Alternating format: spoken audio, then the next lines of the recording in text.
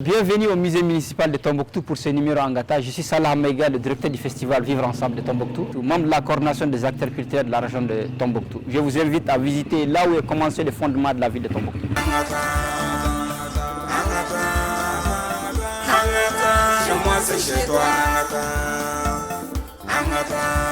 Nous sommes ici devant le puits de Bouctou, un lieu quand même emblématique dans l'histoire de Tombouctou, mais aussi devant sa case. Bouctou, l'un des premiers habitants quand même de la ville de Tombouctou. Nous ne pourrions pas faire un événement sans ne pas donner une place particulière au site touristique, mais aussi au patrimoine culturel de Tombouctou. C'est pour cela que ce lieu est vraiment très important dans la vie du festival. Et à chaque année, à chaque édition, le festival Vivre Ensemble tient des activités ici.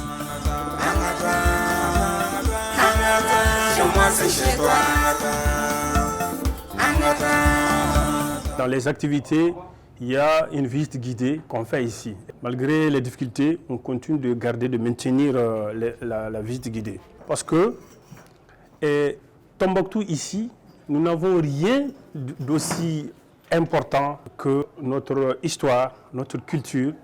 Donc il va falloir le faire véhiculer, le faire comprendre aux festivaliers et surtout à la jeunesse. On fait le réseau touristique, d'abord au niveau du monument, après les 3 mosquées de Tombouctou, notamment la mosquée de Djingaribert, la mosquée de Sidéhia et la mosquée de Sankoré.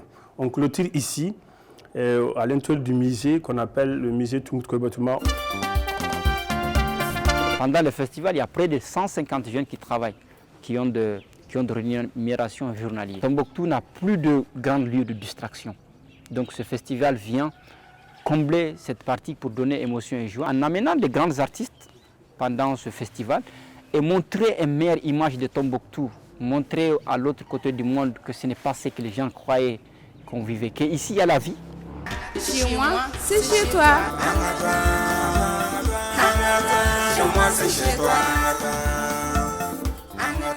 Le festival Vivre Ensemble a été réfléchi en 2016, mis en œuvre en 2017.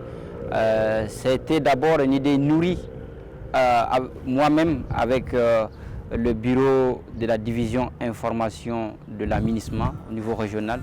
Au départ, ce n'était pas pour faire en réalité un festival, mais c'était pour l'étendre sur une semaine culturelle du vivre ensemble et de la cohésion sociale. Après, on a vu que le nom paraît un peu plus long. On a réfléchi et j'ai fait une seconde proposition, Festival Vivre Ensemble. Nous avons imaginé comment venir au Monument de la Paix, qui était déjà en ruine totalement.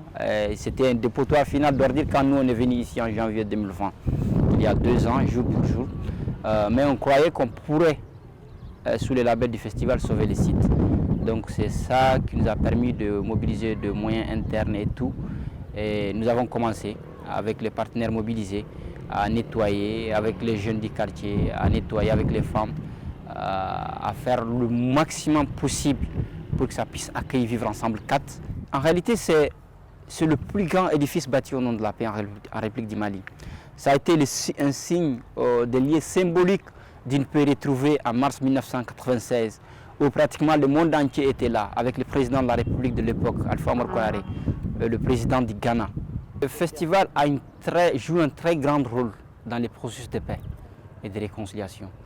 Ici, dans la région de Tombouctou, vous pourrez constater que pendant le festival, noirs et blancs, jeunes et vieux, l'ensemble de couches de la communauté se retrouvent pendant environ une semaine, non seulement dans le festival, mais aussi dans la préparation du festival.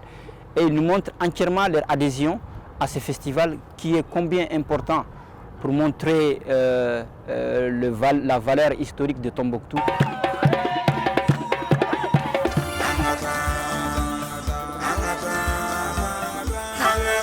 Chez moi, c'est chez toi.